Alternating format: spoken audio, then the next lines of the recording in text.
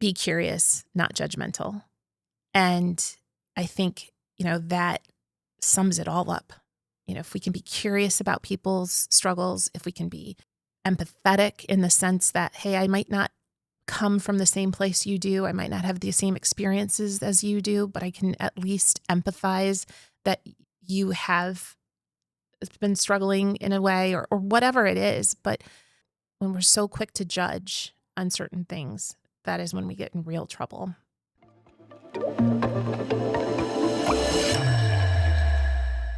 Today, we are recording the 44th episode of Going Rogue 2.0. I'm your host, Melissa Meyers, and I'm going to encourage you, regardless of where you're tuning in today en el mundo, stay with us because we are bringing you inspiration, motivation, education, and activation. All you have to do is consider the possibilities, like today's guest, Sarah Kallio. Sarah Kallio has considered the possibilities and she's gone rogue. She is a wife, a mother. She is a graduate of Michigan State University from their School of Engineering. She is an author of a cookbook. Links will be in the show notes. She is a business owner helping other businesses with their marketing and designs. She is a community volunteer. And Sarah, now you've taken on another endeavor of running for city council in Grand Haven, Michigan. Thank you for being here. Thanks for having me. Yeah, she's not incognito by any means, definitely putting herself out here. So, Sarah, with that list of accomplishments, there's been times where you've pivoted. There have been times where you've just built and added layers.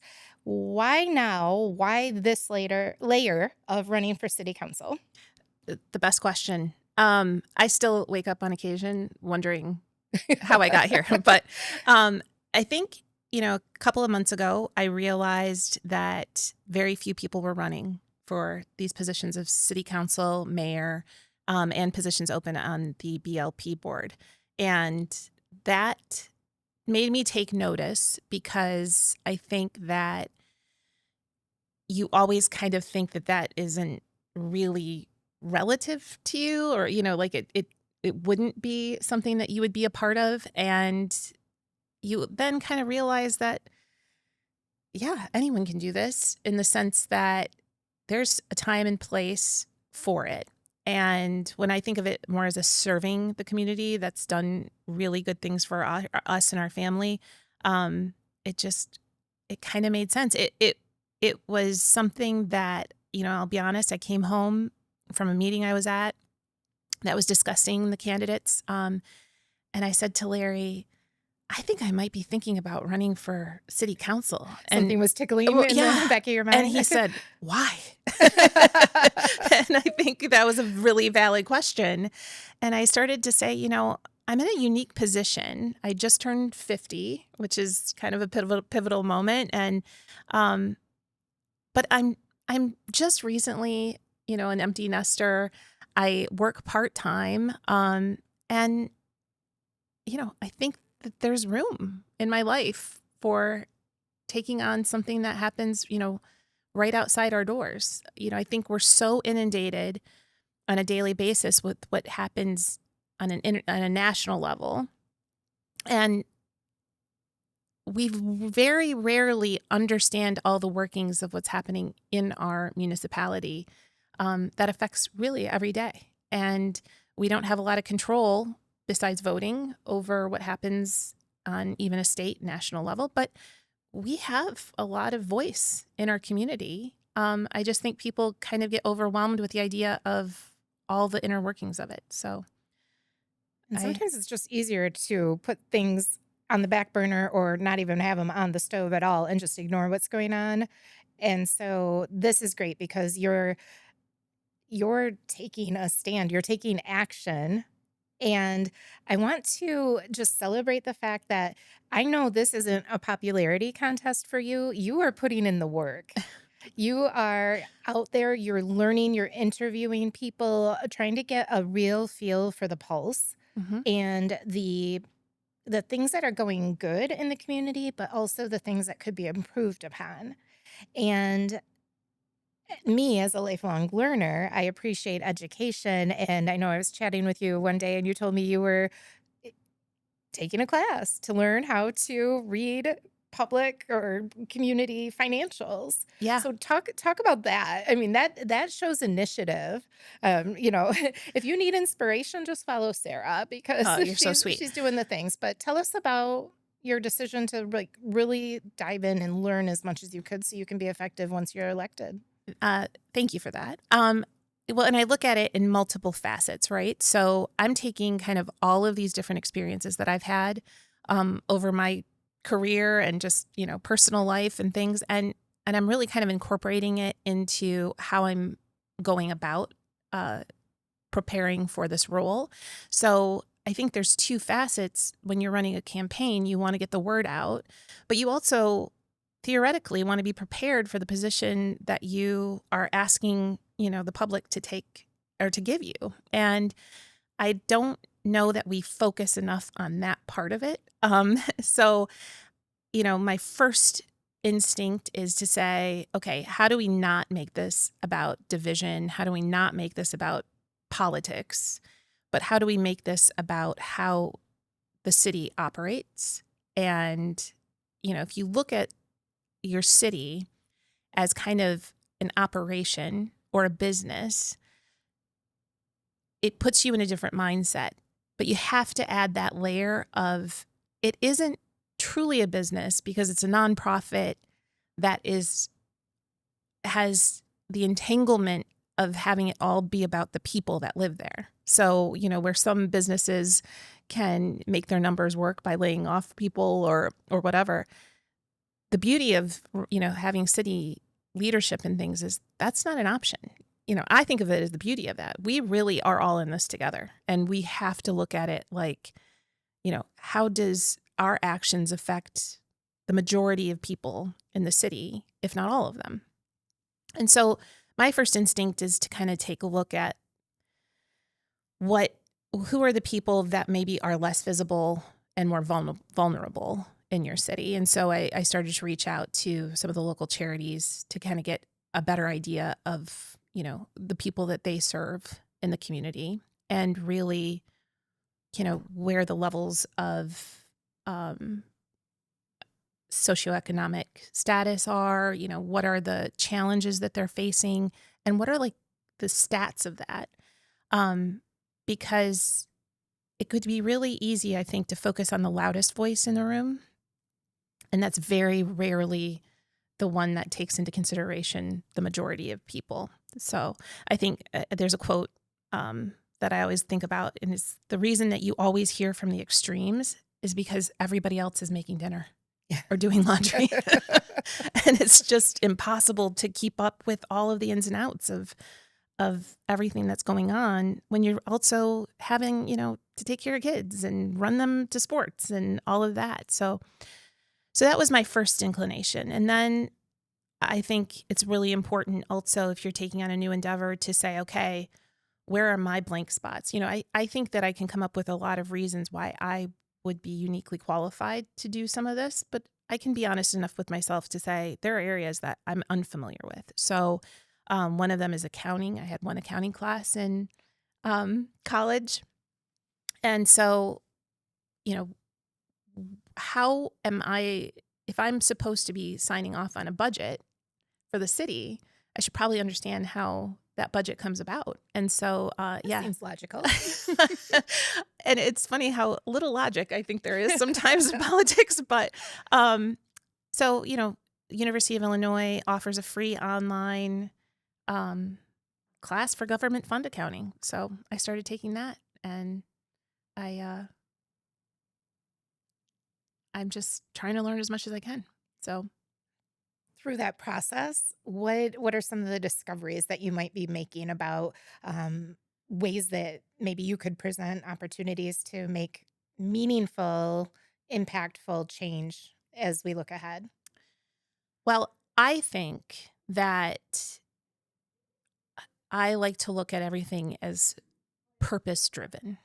And so whether you call it your brand, whether you call it your vision, whether you call it, kind of your identity, I think that that is a really important place to start. And so I think so often we become reactionary to things. And in my eyes, leadership in city council or wherever is really meant to define that vision on a kind of more global picture so that the staff of the city can be operating. And I really do think that that supports operations, Well, it So brings you back to your North Star, your absolutely. purpose. Like, what are we really doing? Not getting thrown off with shiny object syndrome or Right. Oh, squirreling. exactly. And it's the hardest thing, I think, and it takes a lot of practice, is to go from a large picture to the task. And I think that's true in any business that I've, been around, any business that I've run. It's really hard to say, okay, this is the vision and this is where I'd like to go, and then whittle that down to a task level, And then taking those tasks and actually accomplishing them executing them. Yeah, so that then from a 30,000 feet perspective, you see the effects of those tasks and how they've impacted the organization, the community. exactly. Exactly. And if you don't have that vision, if you don't have, that identity, it's so easy to say, well, we dug this ditch and we worked really hard on it. And it's like, yeah, but first of all, it's either the ditch is 6 feet, you know, off of where we asked it to be, or we never asked you to dig the ditch at all, and I think we get lost in the work when we can really be looking at how do we make this more efficient? How do we make this more kind of purpose and forward thinking? And then you have, like, going back to the people of this community and how really exceptional it is. It's a really exceptional place to live. It's unique in a way that we have unbelievable natural resources that surround us, that we're so privileged to live here. And really, it's a wonderful community of people too. And if you can kind of get back down to that just neighbor thing and the beauty of that and the charm of our city, and really kind of identify what makes that, we can pick up the little problems here and there, but if we lose track of what makes this community special, and just try to look at progress, you're on the other side of that bad coin too. So I think what happens a lot of times, especially when we get polarized, is that we try to make things simpler than they are. And for the majority of things in the world and the issues in the world, it's very complex. It's not black and white. And we want, I think, as humans, to make it simple and black and white, and I'm here or I'm here and I stand for this or I stand for that. And I think in reality, things are way more complex. So the better idea for me is, all right, where do we find the common ground, the easy common ground? Because I think most of us agree on a lot, I think most people that live in this community can agree that, having Lake Michigan here is a beautiful, important thing. Where are the other areas of common ground? So I'm kind of rambling, I feel, but, I think that that's how I've really taken the first step in this campaign, and is really understanding the complexities of it and seeing where I need to brush up on things, and then also how I can bring a unique benefit to the council. Well, I love your heart in that. And I think it really shows in the actions that you're taking.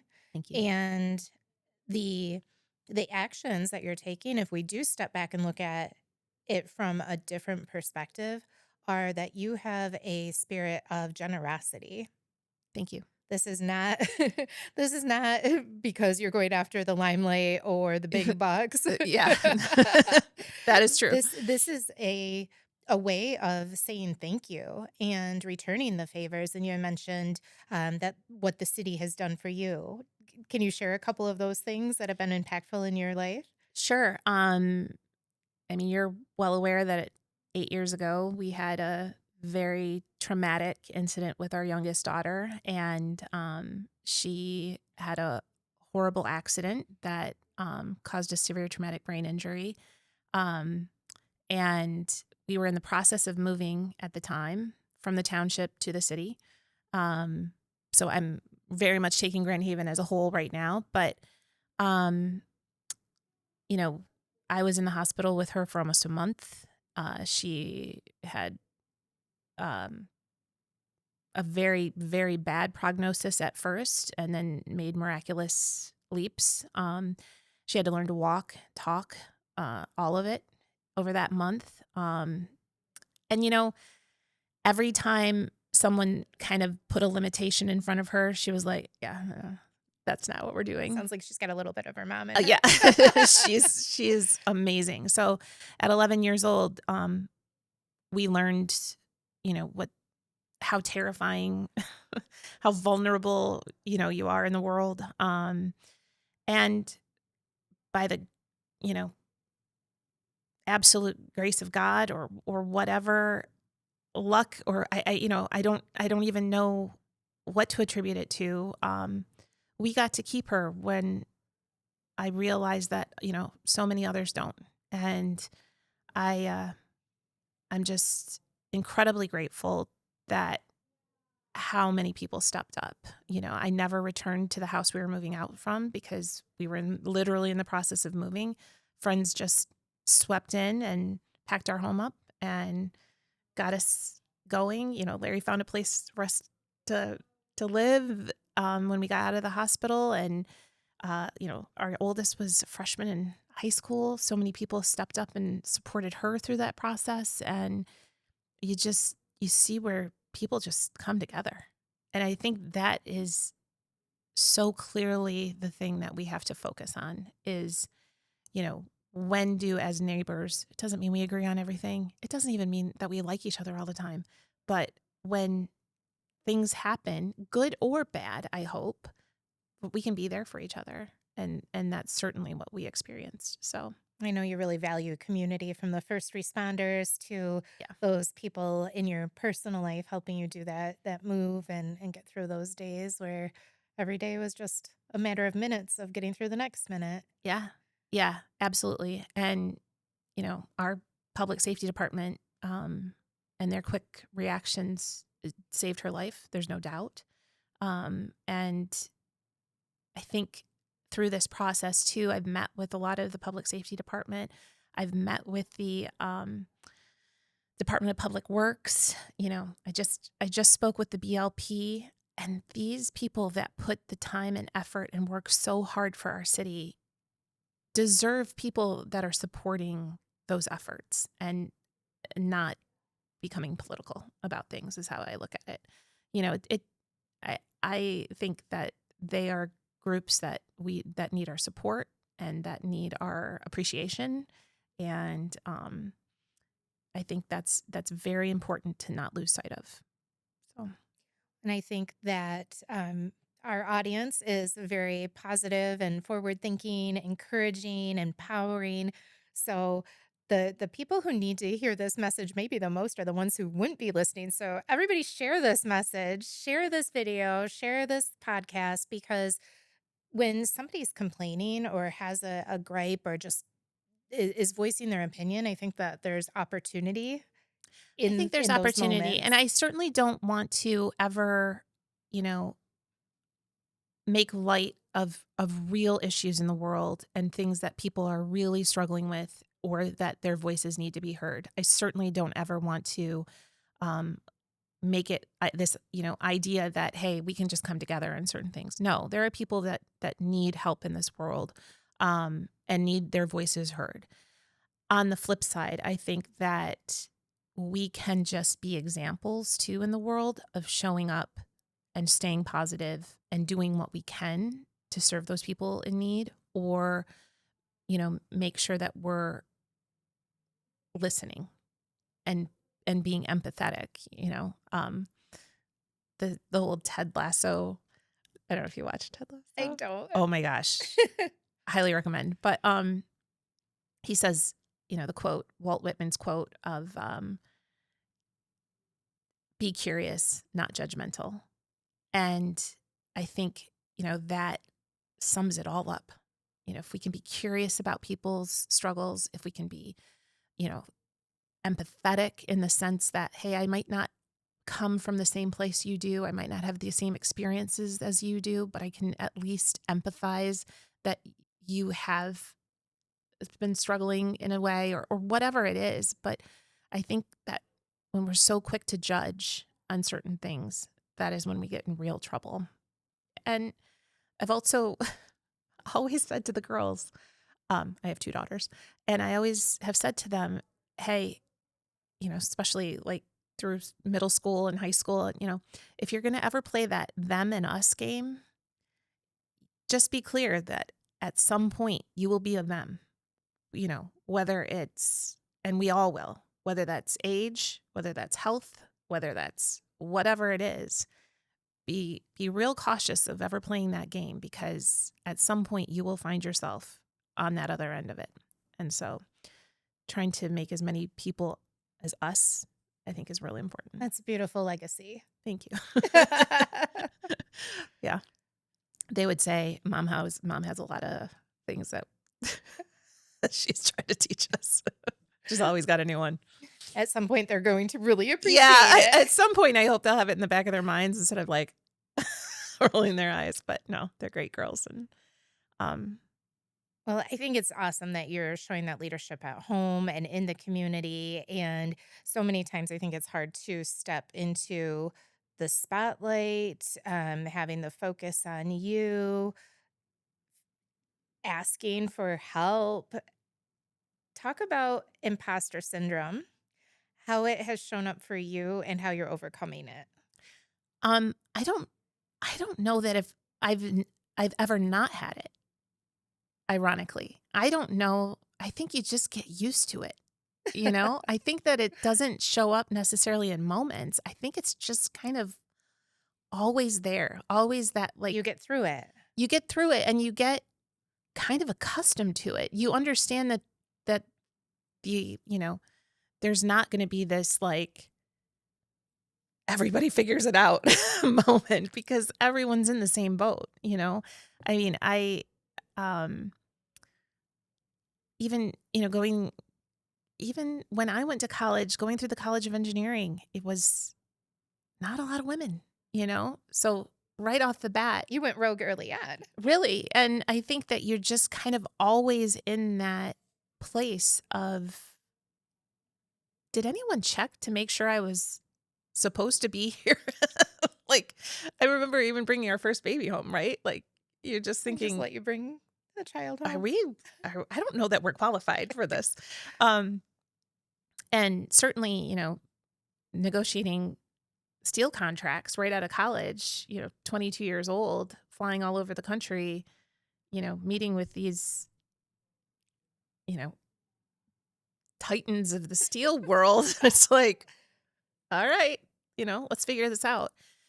So I think that it doesn't ever go away. I think that you just get used to it, like I said. But there are definitely tools that you can find to help you through that too.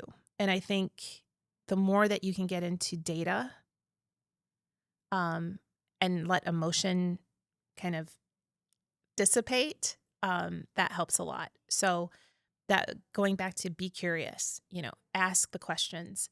Don't be afraid of which is, I learned really early on, is a technique of many that don't want to have to ask or answer the hard questions, is to be dismissive about things. And usually if you get that response, you're probably onto something. So not being afraid to ask the hard questions, not being afraid to be humble and say, yeah, my mistake, and own it when you haven't gotten it right. Go back to that dismissive. So Yeah. do you push through it? Do you get Um, more curious? Do you try to persuade? Do you let it be? How do you determine what the best course of action in those moments are? I think you have to get real good at reading people. And so, again, I think most of the time, if you can find a common ground, um, it's I think it's crazy how all of these different moments of your life kind of come back, and the lessons that you learn in these places that you never thought would be applicable show up. So I remember bartending when I was in college, and it was a different time. And, older gentlemen would come in and probably weren't appropriate most of the time. And so I started talking about my mom, or I started talking about my brother. And all of a sudden, we would just have a conversation. And it wouldn't be weird because I was just human. Like I was just their daughter, or I was their niece, or I was, and I made myself, like I said, human to them, which, as sad as it is, I think a lot of times people don't think of each other in that capacity. And so I think the more vulnerable and human you can be in this world, I think that helps, and kind of coming from empathy too. So even if you're being dismissed, you can even in that moment say, I know he's got to hit these numbers.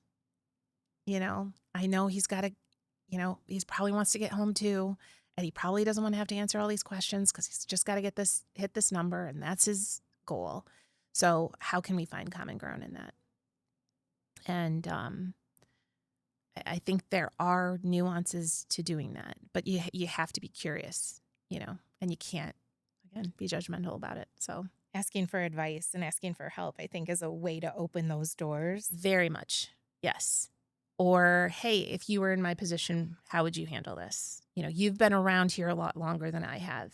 And also, understanding that. And I think, if people are hesitant about a new person that hasn't been, on city council or, in a political position, they're worried that someone that hasn't been through it is going to come in and just want to upheave everything, including the people that are the staff of whatever, municipality or state or whatever level that you're any working organization, at really, right? in any organization.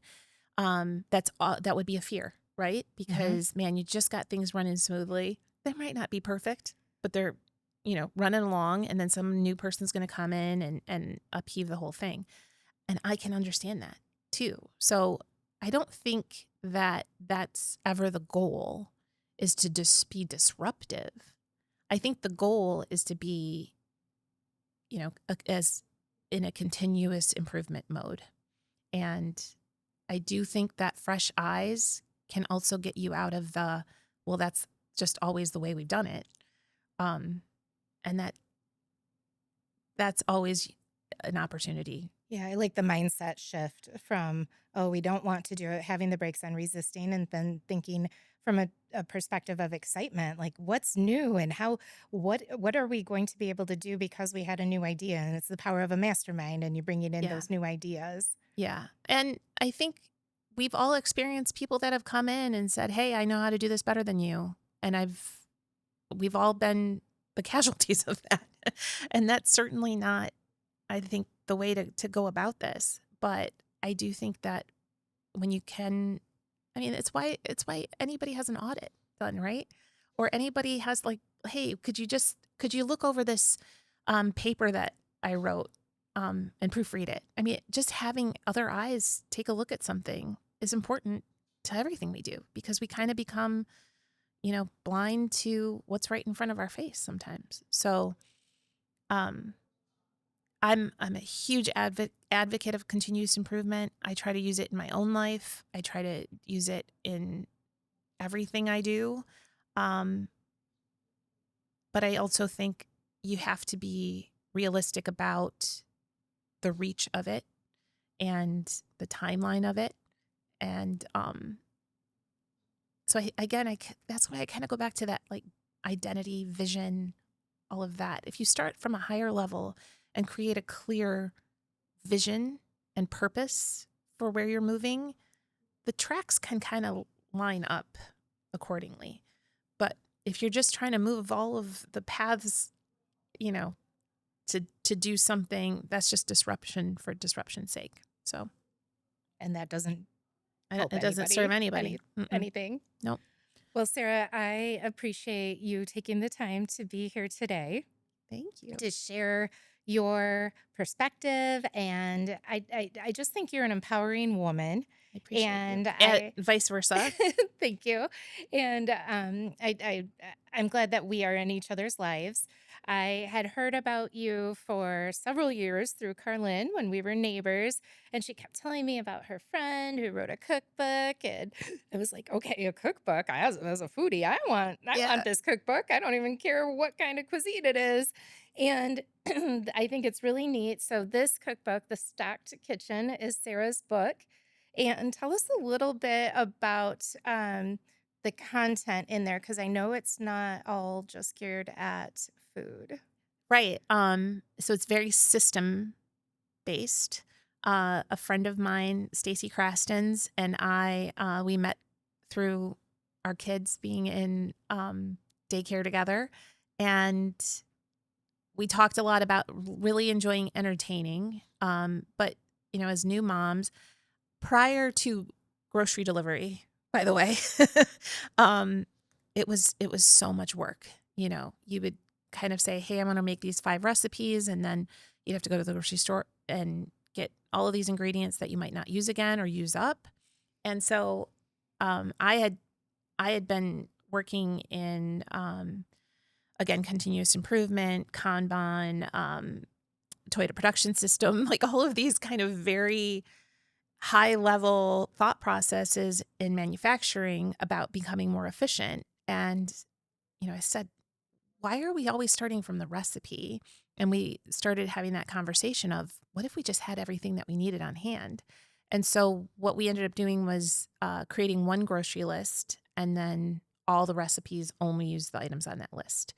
And it really kind of got back to basics. So we tried to avoid, heavily processed foods, like overly packaged foods, because not only are they generally healthier options, but you can do so many more things with the one ingredient. And so we self-published, and we started hawking them. Like we would be in church basements, and we'd be at craft fairs, and anyone that would talk to us. And then some stores locally started carrying the books. And then I think all of a sudden we'd sold like 10,000 copies on our own. No small feat. And with little kids at home. And I look back at that time as exhausting. But so then I think Stacy had heard about this Independent Publishers Award in New York City and submitted us. And we won gold for cookbooks that year. And so we got an agent, and Simon Schuster bought the rights to our cookbook, and we were a nationally published cookbook. So I think the other part, to go back to the imposter syndrome, is rely on naivety. Like not knowing how hard something is or how impossible it is or the statistics of something is Do it anyway. a huge benefit. Like don't even know about it, kind of going back to that Elle Woods line in Legally Blonde when she gets into Harvard, and it's like, what? Like it's hard? Because I really think if you carry the weight of how hard it is to get published by a major publishing company in the United States without, a name recognition, it's almost impossible. So the fact that we were able to do it and the path we took is still something that I'm really proud of. And you should be. Thank you. Well, let's leave the audience with inspiration. Tell us what you have on the menu for dinner at your house tonight. Oh, gosh. All right. Well, now I'm going to negate everything I just talked to you about this amazing system because I gotta say, as empty nesters, dinner got really weird, and we grill up chicken breasts and open a bag salad a lot of times. Um, so I think that's probably what we're doing. Well, that's great because those are easy things that you could just have on And hand. I think a lot of people can relate to, not knowing exactly who's home for dinner, and we're empty nest ish right now, so we still have people in and out. Um, and yeah, and mama's busy. Well, and So that's part of the building blocks of taking what you've known in the past, and now you exactly know that right. this works for you, and there's seasons and there's times where you have to flex. I will say, chicken and pork, I use the jerk spice rub all Yeah. the time, Yep. and sometimes even on steak. So um, the recipe can be customized to other And I things. think that was the idea of this book in general too, was, hey, you can do a marinade for chicken and then, like I said, open a bag of salad, but you'll have, still a great dinner. But either take it all, make a whole menu from it, or just make the taco meat, and you don't need a packet for it. You usually have the spices on hand for it, based on that recipe.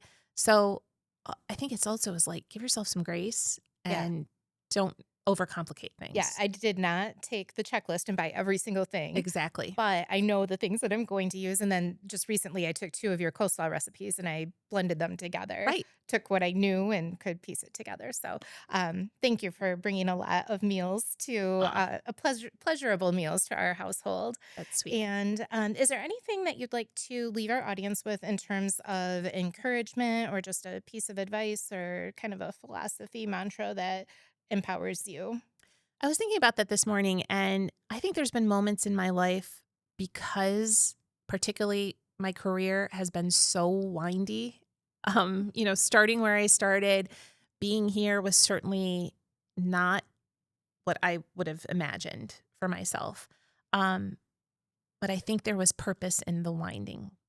So just kind of like a country road, you're going to take a long way to get certain places, but you're probably going to discover so many things along the way. You can stop off at the roadside That's stands and get those exactly fresh right.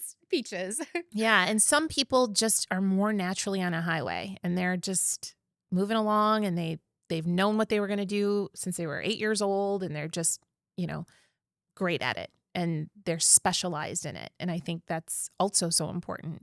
But just because your path might be windy doesn't mean that it's any less valuable, um, or that it was a waste of time, because you picked up a lot of things that you wouldn't have even known were possible along the way.